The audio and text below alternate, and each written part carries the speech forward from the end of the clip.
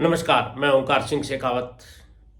आज आपको एक छोटी सी कहानी सुनाता हूँ और कहानी का शीर्षक ये है कि शांति कहाँ मिलती है। क्योंकि पहले हमारी कोशिश ये रहती है कि जीवन की मूलभूत आवश्यकताएं यानी रोटी, कपड़ा और मकान पूरे हो जाएं। इसके बाद ये लगता है कि थोड़ा धन संग्रह भी हो जाए। इसके बाद जब धन और सुविधाएं आ जाती हैं तो व्यक्ति को प्रसिद्धि की चाह होती है, और जब उसे प्रसिद्धि भी मिल जाती है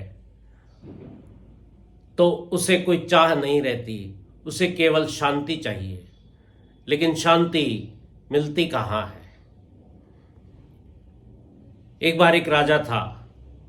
उस राजा के पास महल, रानियां, पुत्र, ज्योतिषी, सलाहकार, सेनापति, तरह तरह के व्यंजन, खानसा में सोने के लिए मखमल के गद्दे, सभी कुछ था।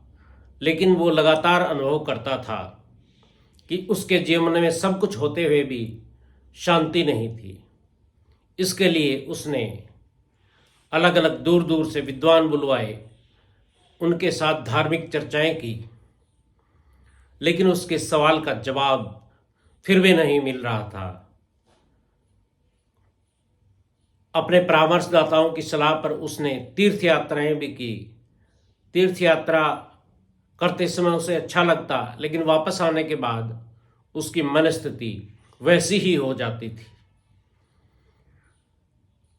जब राजा को कहीं से भी शांति नहीं मिली तो उसने निश्चय किया कि इसे मैं खुद ही तलाश करूंगा। और एक दिन वो बिना बताए किसी को महल से चुपचाप निकल गया। उसने अपने साथ कोई साधन भी नहीं लिया, और चलते चलते चलते देर दोपहर हो गई तो वो जंगल को पार करते हुए एक खेत में पहुंचा जहां एक किसान काम कर रहा था। किसान ने उसको दूर से ही आते हुए देखा और ये अंदाजा लगाया कि ये व्यक्ति है तो कोई कुलीन राजा है, स्वस्थ भी है, लंबा चौड़ा भी है, या तो ये रास्ता भटक गया है या फिर शत्रु से बचकर यहाँ आया है। फिर भी किसान ने कोई सवाल नहीं पूछा। इससे इतना पता था कि यह व्यक्ति भूखा है और थका हुआ है। किसान ने एक हांडी में थोड़े चावल चढ़ाए और आग जला दी, और राजा से कहा कि मित्र, तुम भूखे हो, जब तक ये चावल पकते हैं इनका ध्यान रखना, और जब पक जाए तो मुझे आवाज़ दे देना, जब तक मैं थोड़ा अपना काम और निपटा लेता हूँ। थोड़ी देर में चावल पक गए।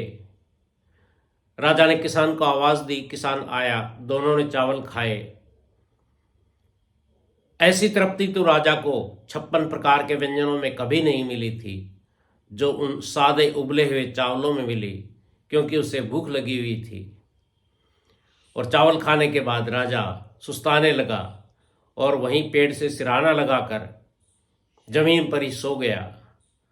उसे इतनी गहरी नींद आई, इतनी गहरी नींद आई जितनी गद्दों पर कभी नहीं आई थी। सपने में क्या देखता है कि एक देवदूत उपस्थित हुआ। उसने कहा कि हे राजन, आप शांति की तलाश में निकले हो। शांति न चर्चाओं में मिलेगी, न तीर्थ यात्रा में मिलेगी, न चिंतन में मिलेगी। आज तुम्हें जो शांति मिली है वो कर्म करने के कारण मिली है।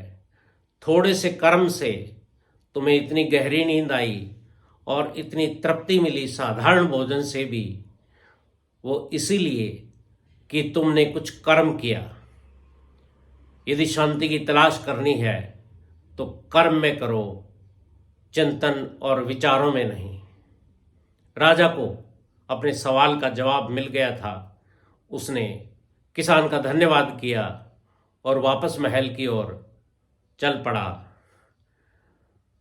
क्योंकि वह शांति का रहस्य जान चुका था, जो कि कर्म था। कर्म, केवल कर्म। हम कितनी भी किताबें पढ़ें, मोटिवेशनल वीडियो देखें, धार्मिक ग्रंथ पढ़ें, लेकिन शांति केवल कर्म में है।